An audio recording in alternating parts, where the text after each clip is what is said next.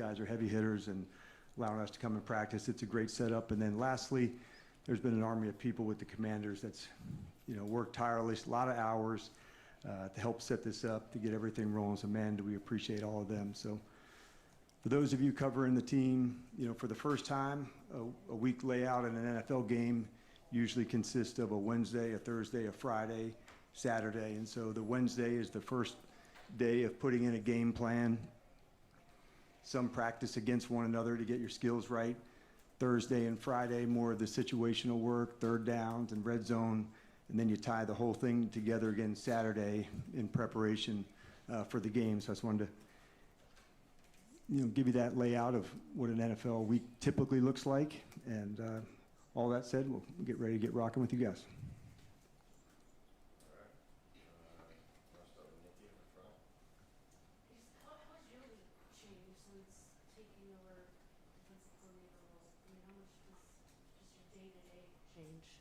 It's more in the preparation phase, Nikki, going to that. And so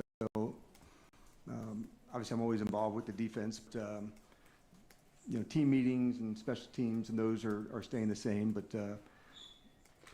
just in and out of the practices, and it's been a big collaboration so far, so all is good.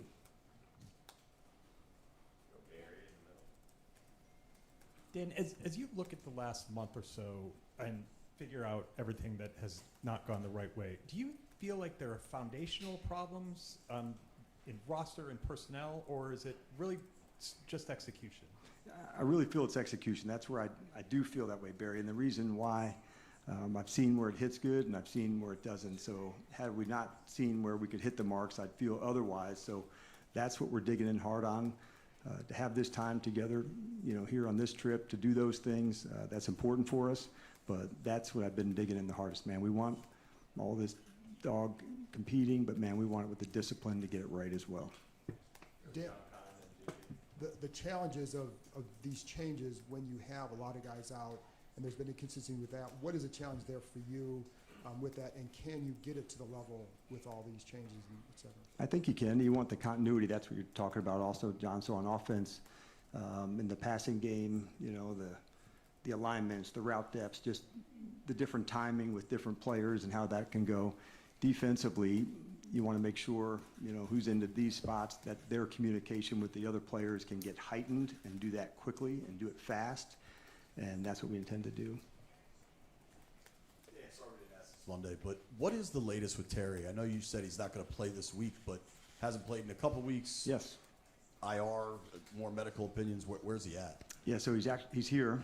And he'll do some of the movement, and begin like the on-field portions of the rehab. So the first couple weeks he was not able to do that, and so now he's able to begin some of the on-field portions of the rehab. And so that'll take the build-up time to do that, but we're glad he's here taking the next step on the on-field side. So sometimes these injuries take longer than you want, and it's not predictable to say it's going to be this set time. And so we're just going to continue to say, okay, next step, next step, next step. And so the on-field portion is a good sign. Okay, we can now take the next steps. Hey, Dan, taking on some of the defensive responsibilities, will somebody help out with kind of the head coaching responsibilities in terms of, play clock and all the different things that you're responsible for on game day? Yeah, on game day, Dave Gardy's one that helps me quite a bit, and Brian Johnson also does as well. So I'll lean in on Brian as well. So those are the two that can assist me into that space. Hey there. I know you mentioned earlier in the week that this kind of, you all being here and kind of away was a good time, for you all. So is there anything any different that you're doing with your team this week? I think it's the time together, Candy. That's the most thing. I wouldn't say it's different, but in the evenings, watching the films together, doing all of our film together where we're, maybe not even splitting up as much as groups. So sometimes the tightest, smallest meeting rooms are the best because everybody's hearing the same word the same way. And so that's been a good start. That's what we started with today, and that'll continue into tonight and through the week. Hi.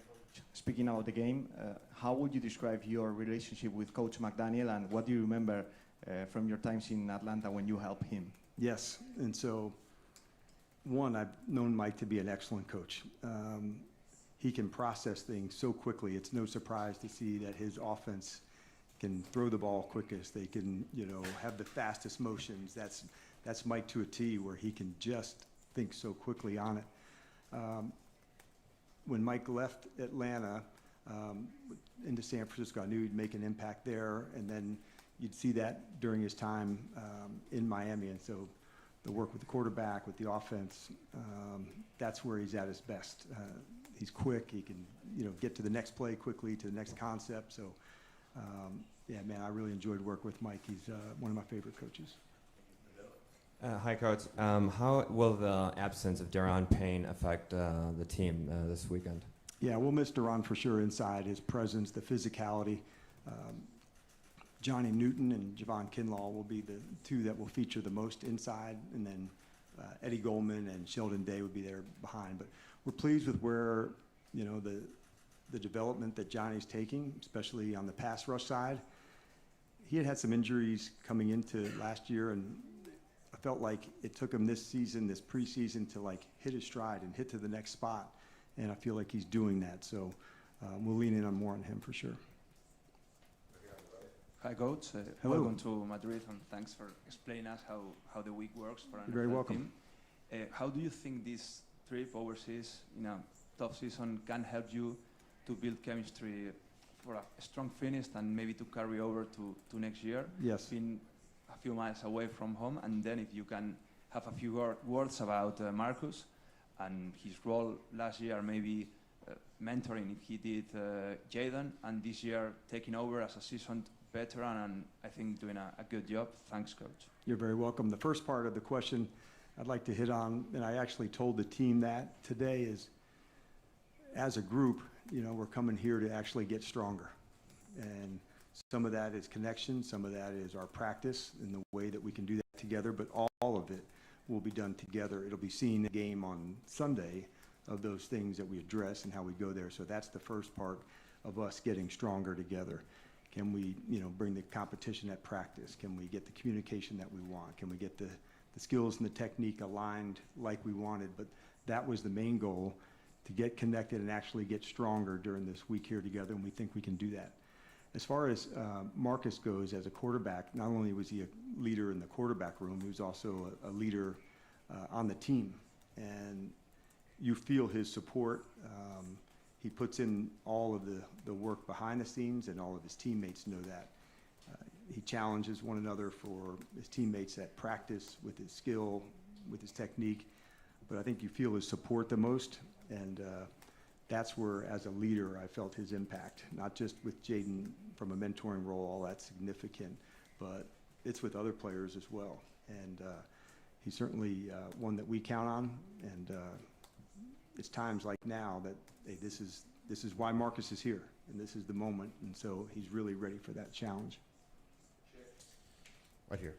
You talked about times like now, considering what's happened the last couple of weeks and the frustration that a lot of players showed in that game. Sure. Ron, Quan. Yep. Did you feel as the head coach you had to address that frustration level with Yes. certain players or the entire team? With the entire team first, and it was directly at the half, and to make sure we don't, those things you don't want to wait, Chick. You want to hit it now. You want to get right to it, and having the chance to address it right off the bat, like you clench the fist, you're upset, it's emotional, all that.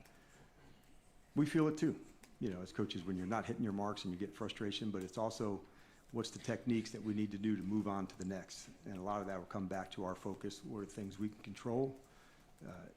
Expect that it's going to feel off and feel shitty when it's not going your way. And so how do we turn ourselves into the next space, into the next moment? And that's what we work on. So our mental game, that's where we try to dig in on that. Hey, Coach, how you doing? Good. I know you were talking about Mike a little earlier, and you've talked about it before, but in a period where guys, they deal with personal issues, they don't share, he's talked about how you helped him through his alcoholism. What do you remember about that time, and maybe how you were able to help him through a period where I'm sure he was keeping some things private? Yeah, I think for us, all of us, I think when there's an issue, sometimes you don't want to let somebody, you're with know you're counting on them, they're counting on you. But really, leaning in, that's the biggest strength we can do. And in that space, all I want to do is help and give support. And then the real work begins for the person who's in that spot. And that's exactly what Mike did, to say, this is what I'm going to work on and how I'm going to go do it. And then that's when the real work begins. And it's part of the reason I'm so proud of him, you know, to make sure, okay, this is something that's happening, this is how I'm going to go deal with it. And then I'm staying connected to that and sharing that with other people. So anybody he now can help and pay that forward. And I think that takes a lot of guts to do that. And that's one of the reasons I'm real proud of him. Hi, Coach. Carlos Mateos from FNU Services. You were talking before about the frustration you are feeling sometimes. Did you talk with Payne after the incident of the other day? How is feeling? How is he feeling? How is feeling about that incident? And also, I will ask you about Chris Rodriguez. He has a problem in the shoulder the other day. He will be able to play on Sunday. Thank you. You're very welcome. First, let's talk about Duran and Payne. So yes, we actually had a chance to visit about that. He also had a chance to visit with the NFL and to, state what he did. Hey, this is wrong. This is what I wanted to, express to them and make sure he knew that. This player had only been penalized, one time for the season, so it had been out of character for him to do that. So he wanted to be able to, express his remorse, for that incident.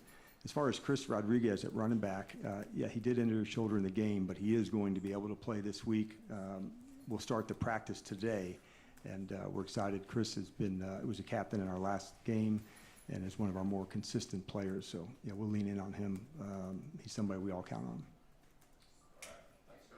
All right, thank you, everybody. Vamos.